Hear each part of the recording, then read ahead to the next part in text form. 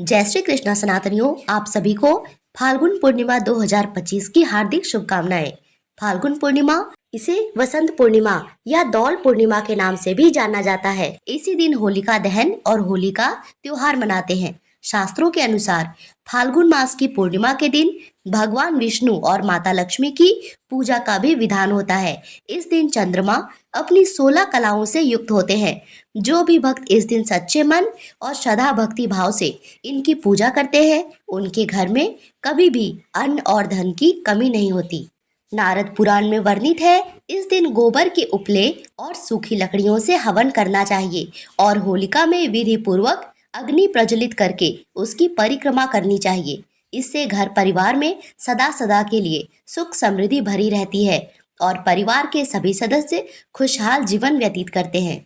इसी के साथ इस दिन जब आप होलिका दहन कर रहे हो तो अपने घर के कूड़े भी उस दहन में जरूर डाल दीजिए। ऐसा करने से आपके घर की गरीबी, बीमारी और नकारात्मक शक्तियां खत्म हो जाएंगी और आपके घर में सुख समृद्धि और खुशहाली आएगी। तो चलिए आपको बताते हैं इस वर्ष 2025 में फाल्गुन पूर्णिमा किस दिन रहने वाली है, व्रत किस दिन रखा जाएगा, स्नान दान की पूर्णिमा किस दिन होगी, होलिका दहन कब करेंगे, होलाष्टक कब से कब तक रह रहा है और इसी के साथ होलिका दहन में किन 5 चीजों का जरूर ध्यान रखना चाहिए। इस बार फाल्गुन पूर्णिमा में कुछ बहुत ही शुभ योग और कुछ बहुत ही अशुभ योग बन रहे हैं, इसीलिए यह फाल्गुन पूर्णिमा अत्यंत ही विशेष होने वाली है। तो इस वर्ष पूर्णिमा तिथि प्रारंभ होगी 13 मार्च गुरुवार को सुबह 10:35 से। वही पूर्णिमा तिथि की समाप्ति होगी 14 मार्च शुक्रवार को दोपहर 12:12 पर। सनातन धर्म में उदया तिथि बहुत महत्वपूर्ण मानी जाती है, इसीलिए इस वर्ष 2025 में फाल्गुन पूर्णिमा 14 मार्च शुक्रवार को मनाया जाएगा। इसी दिन पूर्णिमा का व्रत रखा जाएगा और भगवान सत्यनारायण की कथा सुनी जाएगी। फाल्गुन पूर्णिमा के दिन होलिका दहन किया जाता है और उसके अगले दिन लोग रंग और गुलाल से एक दूसरे के साथ होली खेलते हैं। होलिका दहन इस साल 13 मार्च की रात को होगा, क्योंकि पूर्णिमा तिथि की शुरुआत 13 मार्च को ही हो जाती है और 14 मार्च को दोपहर होते होते पूर्णिमा समाप्त हो जाती है। होलिका दहन संध्या काल में किया जाता है, इसीलिए पूर्णिमा की संध्या 13 मार्च को ही प्राप्त हो रही है। इसीलिए 13 मार्च को होलिका दहन किया जाएगा और 14 मार्च को होली खेली जाएगी। इसी के साथ 14 मार्च शुक्रवार को साल का पहला चंद्र ग्रहण भी लगने वाला है, लेकिन उसका असर भारत में दिखाई नहीं देगा, इसीलिए सूतक और पातक का कोई दोष नहीं होगा। अब जानिए फाल्गुन पूर्णिमा के व्रत वाले दिन रहने वाले मुहूर्त के बारे में। इस दिन सूर्योदय होगा सुबह 6:41 पर और सूर्यास्त होगा शाम के 6:31 पर। ब्रह्म मुहूर्त का समय रहेगा सुबह 5:04 से 5:52 तक।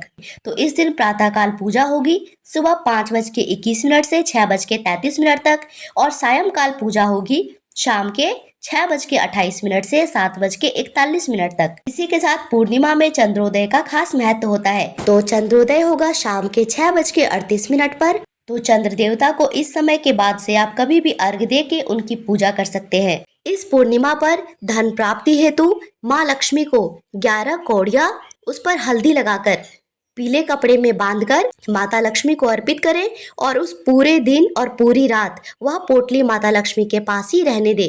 दूसरे दिन सुबह नहा धो के पूजा पाठ करने के बाद उस पोटली को उठाकर आप उन कौड़ियों को अपने पैसे रखने वाले स्थान पर रख सकते हैं। फाल्गुन पूर्णिमा विशेष पूर्णिमा में से एक मानी जाती है। इस दिन माँ लक्ष्मी की असीम कृपा मिलती है। इस दिन को लक्ष्मी जयंती के नाम से भी जाना जाता है, इसीलिए इस दिन माँ लक्ष्मी को कौड़ियाँ अर्पित करना और उन्हें अपने धन स्थान में रखने से माँ लक्ष्मी की आपके धन स्थान पर हमेशा कृपा बनी रहेगी। पूर्णिमा में गंगा स्नान का विशेष महत्व होता है, तो आपको आज के दिन पवित्र नदी या गंगा नदी में स्नान जरूर करना चाहिए। संभव ना हो सके तो घर के नहाने के जल में गंगा जल मिलाकर स्नान करें, क्योंकि पूर्णिमा तिथि पर गंगा स्नान से समस्त पापों का क्षय होता है। इसी के साथ इस दिन भगवान विष्णु की माता लक्ष्मी के संग पूजा आराधना करनी चाहिए। ऐसा कहा जाता है, अगर आप पूर्णिमा तिथि पर ब्रह्म मुहूर्त में गंगा स्नान करते हैं तो आपको अक्षय पुण्यों की प्राप्ति होती है। इसी के साथ पूर्णिमा तिथि पर दान का भी विशेष महत्व होता है। तो आपको आज के दिन गरीब जरूरतमंद व्यक्ति को अन्न, वस्त्र, धन इत्यादि का दान जरूर करना चाहिए। इसी के साथ पूर्णिमा तिथि पर ब्राह्मण भोजन कराना भी विशेष पुण्य फलदायी होता है और ब्राह्मण भोजन के बाद ब्राह्मण को सीधा दान और दक्षिणा देकर विदा करें। पूर्णिमा में सफेद चीजों का विशेष महत्व होता है, इसीलिए सफेद खीर बनाकर घर के सदस्यों में वितरित करें। प्रसाद स्वरूप अन्य लोगों में भी वितरित कर सकते हैं और ब्राह्मण भोजन भी करा सकते हैं। मतलब पूर्णिमा पर किसी को भी खीर खिलाने से आपको बहुत पुण्य की प्राप्ति होगी। और अगर आपके लिए खीर बनाकर खिलाना संभव ना हो तो आप खीर की सामग्री भी दान कर सकते हैं। आज के दिन भगवान श्री हरि विष्णु की पूजा जरूर करनी चाहिए, इसीलिए पूर्णिमा तिथि पर भगवान सत्यनारायण की पूजा की जाती है, कथा कराई जाती है। आप ब्राह्मण बुलाकर भी पूजा या कथा करा सकते हैं या चाहे तो स्वयं भी कर सकते हैं।